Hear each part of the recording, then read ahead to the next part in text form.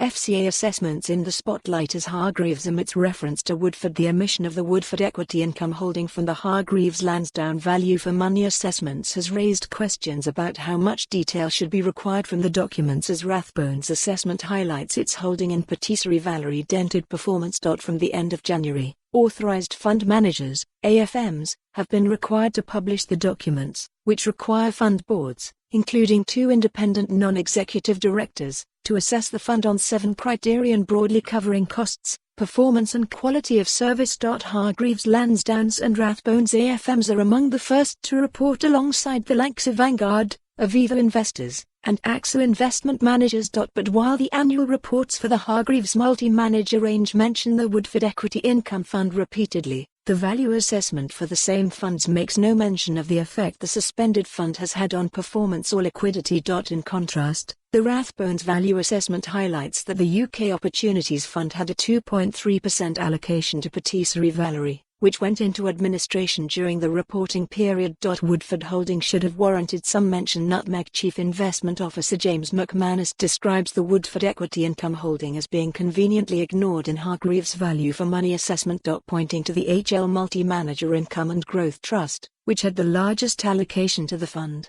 McManus says, even before Woodford Equity Income was suspended, it had delivered subpar returns for an extended period, yet there is no mention of any challenge from the board on this, which, given that Woodford was a top 5 holding in the fund, is surprising.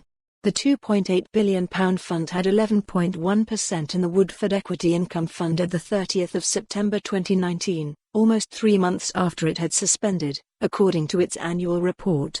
The fund underperformed its investment association UK equity income sector by 5.78% over 5 years, the fund board noted, with a 25% return for investors.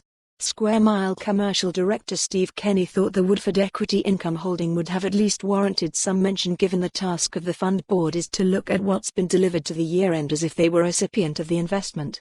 They could have put something like, "We are endeavouring to work with the managers to ensure that we optimise the value that will be received when it reopens," Kenny says, adding the exact wording is less important than the acknowledgement the fund had had a significant weighting in the high-profile fund. Rathbones fronts up on Patisserie Valerie. The Rathbones assessment makes Hargreaves' silence on its Woodford holding all the more noticeable, Kenny reckons.